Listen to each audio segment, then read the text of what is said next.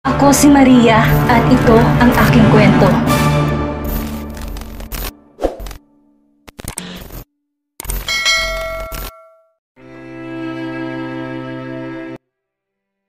Palakad-lakad si Dark sa kanyang study room habang makailang ulit nang sinubukan tawagan si Ira, ngunit cannot be reached ang cellphone nito. Nang umuwi siya, sinabi sa kanya ni Butler James na umuwi si Ira at kumuha ng gamit niya dahil may out-of-town business ang asawa. Pero hindi man lang siya sinabihan ni Ira, si Joseph na lang ang tanging tao na maaari niyang tanungin tungkol kay Ira. Agad namang sinagot ni Joseph ang tawag niya. "Do you know where my wife is? I was informed that she left with her baggage. Where is she?" "Hindi mo alam kung nasan siya? I thought Miss Gonzaga already talked to you. May flight sila ngayong 3:00 ng hapon. Nasa biyahe na siguro yun." Assisted siya ni Noel. Halos magbuhol ang kilay ni Dark sa narinig. That Noel made his wife as his assistant? The hell? Didn't he have a secretary? Kapapangalak pa lang ng secretary ni Noel kaya hindi pwede sa out-of-town business. You know what? Hindi sana maghahanap ng project sa Noel kung naayos ang sa Geronimo Technology. But since OGC acquired the said corporation, it made Noel's effort go to ditch. Tingin mo, sino kayang may kasalanan? Dark was speechless. Ibig sabihin, kasalanan niya pala kaya umalis si Ira ngayon? Shit! Baby, bakit ang tagal mo? Sinong kausap mo? Layla complained coquettishly. Who's that? Are you cheating on Ira? Pinatay ni Dark ang tawag na hindi na nasasagot ang tanong ni Joseph. Umikot siya at masamang tingin ang pinukol kay Layla na nakanguso ngayon. Layla, I am not your baby or your boyfriend. I told you countless times not to address me like that. Why are you so ignorant? If you continue to do this, I'll have someone to send you back to your mother. Layla pouted her lips. Kung ayaw mong maging girlfriend ako, edi wag. Also, my mom, who is your aunt, was the one who made me come here. Do you think I went here without her consent? I can send you back from where you came from if you don't shut your mouth.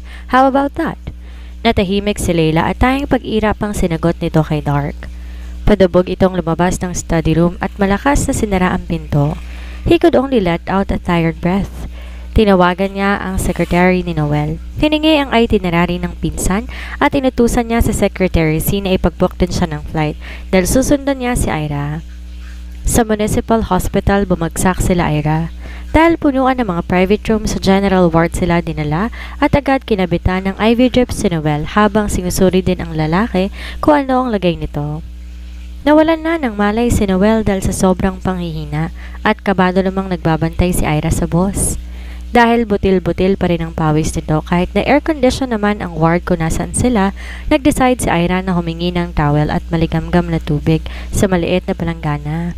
Mabuti na lang at kahit maliit ang ospital, kompleto to sa gantong gamit. Pinunasan ni Ira ang noo ni Noel para maginhawaan ito.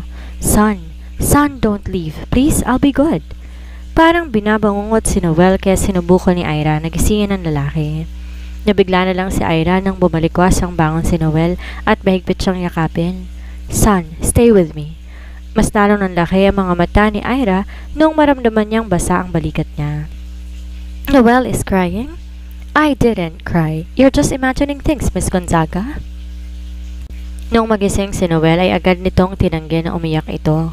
Hindi na lang nagsalita si Ira ngunit alam niya ang totoo. Dumating na rin ang findings ng doktor at nalaman nila na may mild gastroenteritis si Noel kaya mabigat ang pakiramdam nito at nananakit ang tiyan. Sumuka to ng dugo dahil naman sa stomach ulcer kaya pinagalitan to ng doktor at nakagilid ng si Ira dahil baka pati siya madamay sa galit ng doktor. Sinabihan sila na sa isang araw pa ang discharge ni Noel ngunit hindi pumayag ang boss kaya pagkaubos ng drip, nagpumilit itong magpalabas ng ospital. Walang nagawa si Ira kundi gumawa ng letter na hindi mananagot ng ospital kung may mangyari man kay Noel dahil gusto nitong magpa-discharge kahit ada or against doctor's advice. Inalayan niya si Noel nung lumabas ang lalaki ng ospital. Tinawagan niya ang pick-up at nagpahatid sa hotel kung saan sinabi ni Noel na may kakausaping prospect para sa project na gusto nitong simulan. Samantala, si Dark naman dumating na sa hotel kung saan nagpa-reserve sila Noel. Ngunit nalaman niyang hindi pa pala dumarating sila Noel. Kung ano-ano nang pumapasok sa isip niya at nag-aalala na siya kay Ira. Dahil wala naman siyang magagawa doon, nagpa siya si Dark na umalis. Ngunit nung nakasakay na siya sa kotse at paalis na sana, para hanapin si Ira, nakita niyang isang taxi na huminto sa harap ng hotel. Bumaba roon si Ira at inalalayan nito ang pinsan niyang si Noel. Napakayom ng kamao si Dark at gustong-gusto niyang bumaba ng sasakyan para sa pake ng pinsan. Anong karapatan nito at halos yumakap na ito kay Ira? Inalalayan ni Ira si Noel patungo sa kwarto nito at sinabihan siya nitong puntahan to mamayang gabi para ipalala ang gagawin nila dahil may dinner meeting itong pupuntahan sa mismong ibaba ng hotel na tinutuluyan. Hindi ba pwedeng ipagpaliban, sir? Mukha kang may sakit. Noel shook his head. I need to attend his meeting banquet if I want him to accept our proposal for the project. This project depends on the person we will be meeting later on. Dahil buo na ang desisyon nito, walang nagawa si Ira kung di ang umalis nung nasigurado niyang makakapagpahinga kahit sandali si Noel. Paglabas niya ng kwarto nito, nagtungo na siya papunta sa hotel room na nasa hotel card na hawak niya. Nakapasok na siya at bubuksan ng ilaw nang may taong nagtakip ng bibig niya. Sisipain niya sanang lalaki ngunit nagsalita ito. It's me, wife. Do not shout because this room is not soundproof. Mabilis siyang kumawala dito. Binuksan ang ilaw gamit ang switch na nasa gilid at masamang tingin ang tinapon kay Dark. Anong ginagawa mo rito? Pagalit niyang tanong na ipinagtaka ni Dark. Why are you looking at me like that? Nagtatakang ani Dark. Kung tumingin sa kanya si Ira, parang kaaway ang kaharap nito. Did he do something wrong that's why Ira was mad at him? Sino bang natutuwang makita ka? Halos umusok ang ilong ni Ira nung sabihin niyo ni Dark. Wait, I'm the one who should be upset because you left without saying anything to me. If I did not call your department head, I wouldn't know you're here. And you're alone with your boss. Aren't you afraid that I'll get mad because of that? Namumula ang mga matang hinarap siya ni Ira at dinuro-duro pa nito ang dibdib niya gamit ang hintuturo. Then get mad. Nagtatrabaho ako, Dark, bakit ka magagalit ha? At isa pa ako magre-resign ako, susuportahan mo ba ako? When Dark heard that, instead of getting mad just like what's on her imagination, Dark's eyes lit up and seemed visibly happy. You're quitting? Then I will support you. You don't need to work, wife. Di na maipinta ang mukha ni Ira sa narinig. Galit niyang hinarap si Dark. Sinong tinatawag mong asawa, ha? Wife your face. At ayokong suportahan mo ko dahil di ko naman alam kung tatagal tayo. Paano pala ako maghiwalay na tayo? Ako ang talo kasi ako lang nawalan? You still want to leave me? Can you stop saying that, Ira? They are married and Ira still wants to separate from him? No. Dark frowned and stared at his wife. Kung makikipagtalo ka lang sa akin, umalis ka muna. Dark sighed exasperatedly. You still didn't tell me where you were this whole day. Umikot ang mata ni Ira at nilabas ang discharge slip ni Noel. Dinala ko sa ospital ang boss ko dahil may mild gastroenteritis siya at ulcer. Nagpapahinga siya ngayon dahil may sakit siya. Hindi kaagad nakapagsalita si Dark. Hindi nito alam kung maaawa ba o ano kay Noel. Ngunit mas naiinis ito dahil mukhang si Ira pa ang nag-alaga sa lalaki. Next time, you can tell me if something like this happens. Parang may magagawa naman kung tatawagan na to. Reklamo ni Ira sa isip. Pinag-cross niya ang dalawang braso at diretsong tinitigan ang mga mata ni Dark. Ngayong alam mo na, baka pwedeng hayaan mo na ako magpahinga. Did I do something wrong that made you mad? Why are you mad at me? Takang tanong ni Dark. Bago pa makapagsalita si Ira, ay tumunog na ang cellphone ni Dark. Answer your phone first. Sinagot nga iyon ni Dark. Baby, puntahan mo ko. Nililigaw ako. I followed you here but I got lost. Help me, please. Lumalambot na sana ang puso ni Ira. Ngunit nang marinig ang boses ng babae mula sa kabilang linya, parang gusto niyang sapakin si Dark ngayon. Nagtataka to kung bakit siya galit, proof nga itong tawag na naririnig niya ngayon. Baby? Baby nitong mukha nito. Namutla ang mga mata ni Ira sa inis at halos bumuon ang mga kuko niya sa palad sa tigas ng pagkakakuyom noon. Tinaas niyang tingin at tinulak si Dark palabas ng kwarto. Diyan ka. Ayaw kitang kausapin ngayon. Wait, wife? Hindi mo ko asawa. Shut up. Nakakailang katok na si Dark ngunit ayaw siyang pagbuksan ni Ira.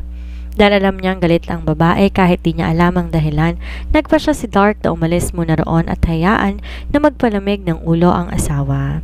He went to the address Layla texted him. Kung makikita niya ang pinsan, papagalitan niya talaga ito. He did not even know that this little girl followed him here. Sa location na ibinigay ni Leila, nakarating si Dark sa barangay hall. Doon niya nalaman na nag-rent ng kotse si Leila para libutin ang Cebu, ngunit hindi inaasahan na may nabunggo itong e-bike. Dahil parehong nagtatalo ang dalawa, dinala sila ng mga nakakita sa barangay hall para mag-usap. Dark was ready to give compensation to the guy who Leila hit, but the other person told him he just needs a proper apology. Doon nalaman ni Dark na nagmataas na ang pinsan at nilait ang lalaki, kaya nagalit ito. Kung maaari lamang siyang sumakal ng pinsan, ginawa na niya. She's really a pain in the ass. Even though he's just asking for apology, Dark paid for the damages incurred. Pagkatapos noon, binitbit niya si Leila paalis doon. Tumuloy sila sa hotel kung nasan sila Ira at nagbook siya ng tag-isang kwarto sa kanya at kay Leila. The first thing Dark did in the morning when he opened his eyes was to go to Ira's room, but he was informed that she left with her boss. Nasa mall daw ito ayon sa rented driver na naghatid sa dalawa sa mall. Dark decided to follow his wife, but Leila tugged along that he couldn't shake this cousin off his off.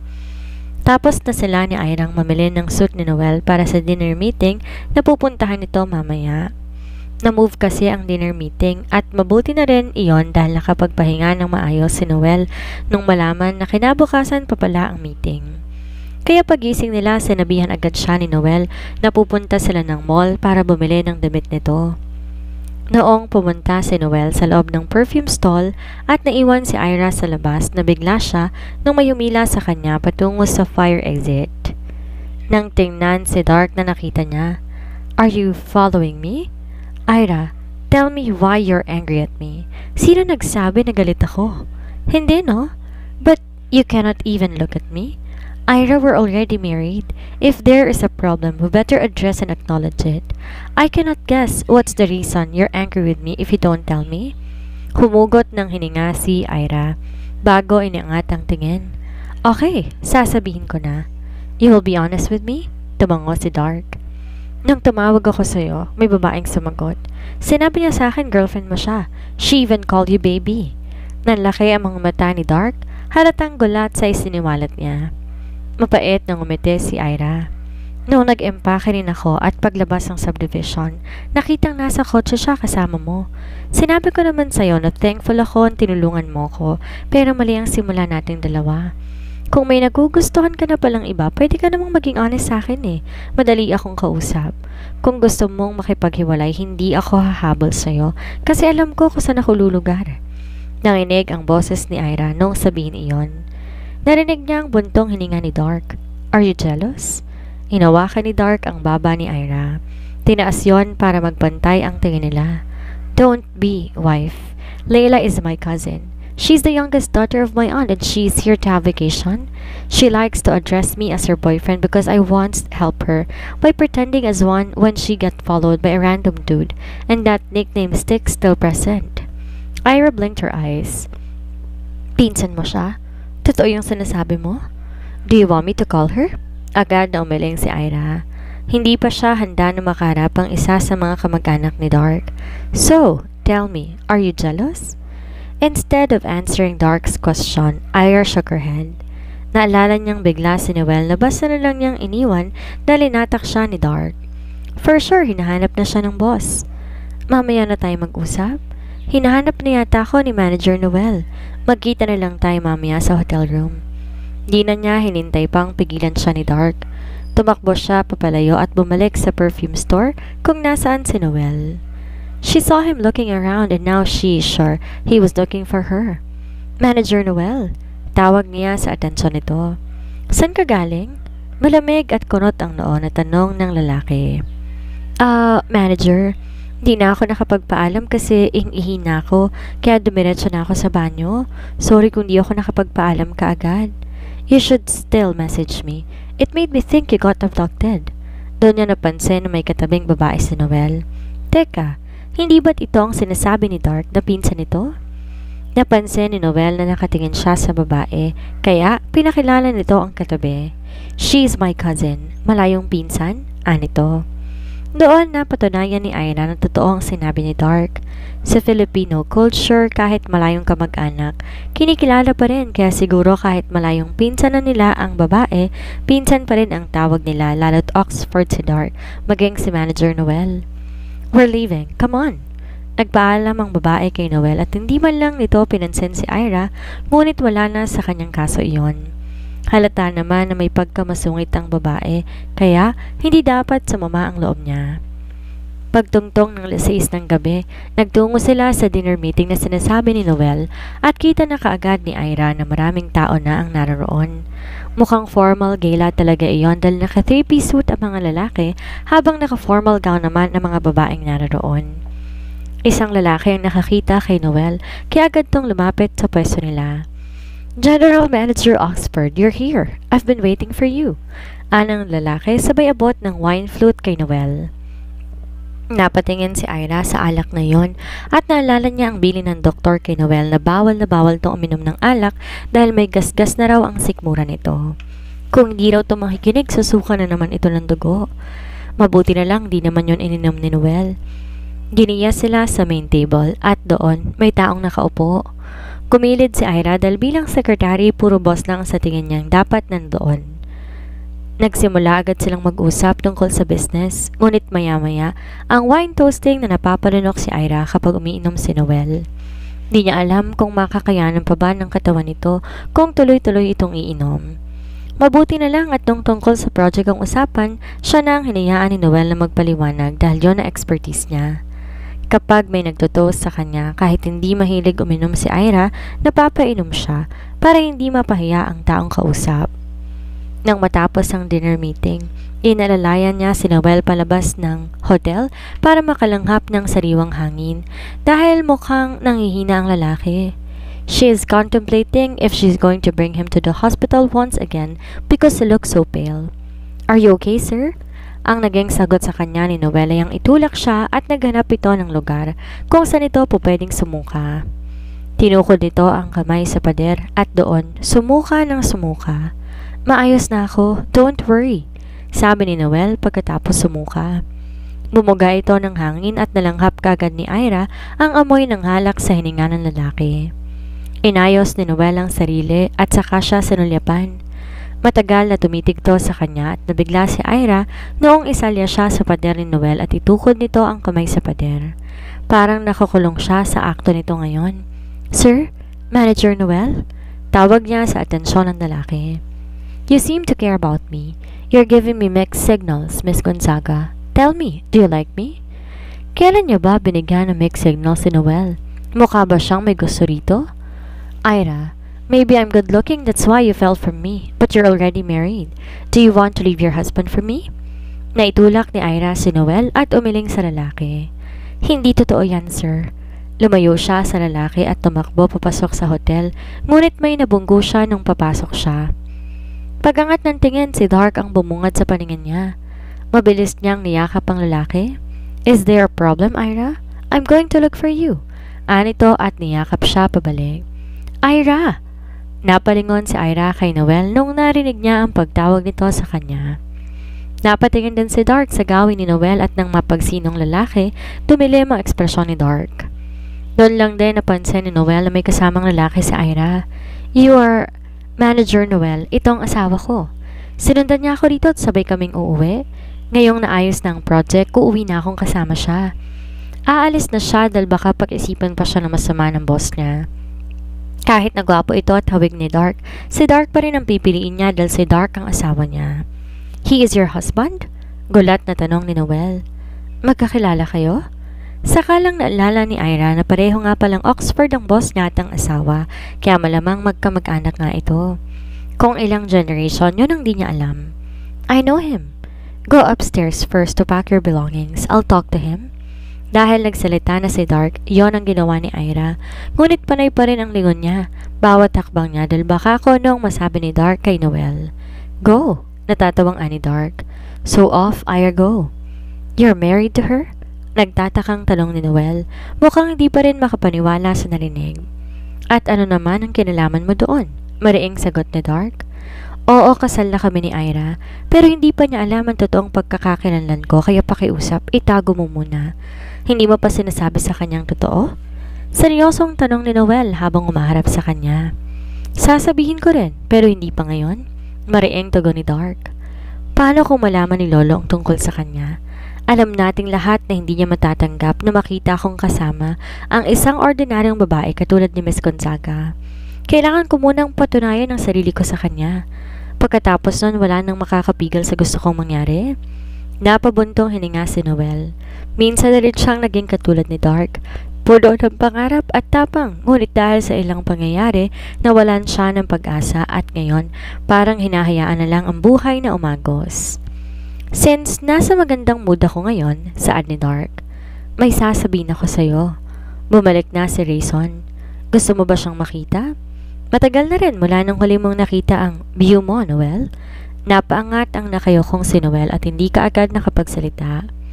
Noong marinig ang sinabi ni Dark, naparunok ito bago nanginginig ang boses na nagtanong. He's back? You're not lying? If you want to hear more about Rayson, talk to Reagan or Raymark. I know you did not cut your contact with them. Thank you, Wayne. Di na nagsalita si Dark bagkus, pumasok ng lalaki sa hotel para umakyat sa hotel room nila ni Ira para tumulong ditong mag-empake.